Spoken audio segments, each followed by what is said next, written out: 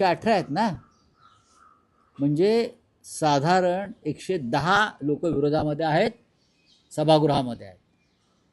आणि त्यात शिवसेना आणि महाराष्ट्र नवनिर्माण सेनेचे आणि काँग्रेसचे धरून 100 इतर आहेत.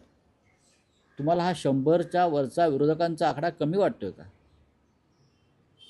त्यांना इकडली काडी तिकडे करू देणार नाही. महाराष्ट्राच्या किंवा मुंबईच्या संदर्भात चुकीचं काय करणार असतील ना, एवढी ताकद महापालिकेमध्ये आज विरोधकांची आहे, जी कधीच नव्हती.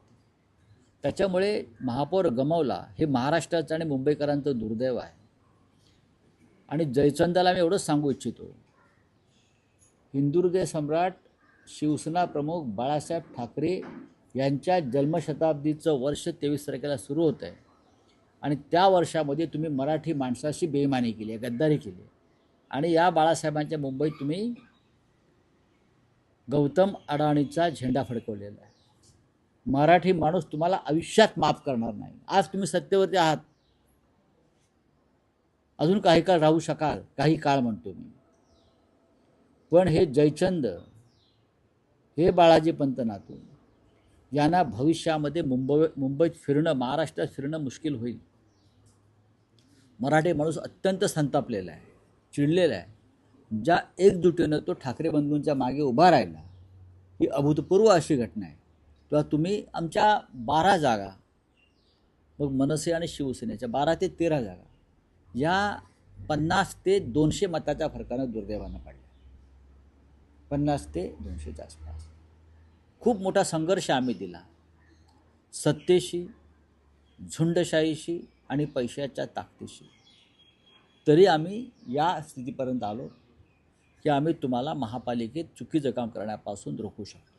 त्याचबरोबर संपूर्ण महाराष्ट्राचा विचार केला तर सर्वाधिक जास्त सत्ताधारीमध्ये भाजपा, भारतीय जनता पक्ष, शिंदे यामध्ये मागे पडले. पण राऊतसाहेब, जवळपास 2,500 नगरसेवकांपैकी 1450 नगरसेवक भाजपचे. बघा, भारतीय जनता पक्षाच्या जागा जिंकल्या मोठ्या प्रमाणात, याबद्दल आम्ही त्यांचं अभिनंदन करतो. लोकशाही आहे, हातात सत्ता आहे. कालच मी अखिलेश यादव यांचं एक वक्तव्य ऐकत होतो, बरोबर ना?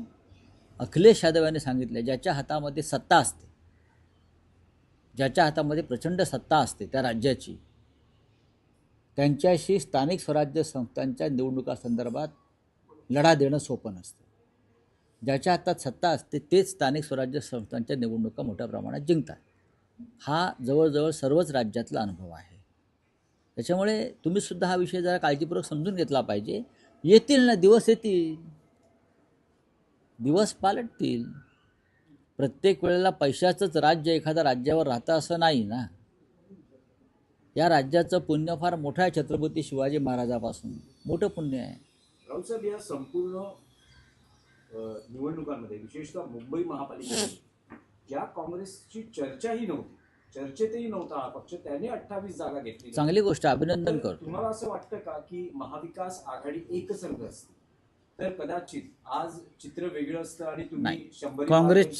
काँग्रेसची स्ट्रॅटेजी ही योग्य होती. आम्हाला माहिती आहे, चर्चा होती आमची. काँग्रेस ज्या स्ट्रॅटेजीनुसार निवडणुकीत उतरली होती ती योग्य होती आणि त्याचा फायदा झाला. आमच्या 10-12 जागा अजून आम्ही वाढवू शकलो असतो, दुर्दैवाच्या कमी मताने पडल्या तर 100% BJPचा महापौर होऊ शकत नव्हता.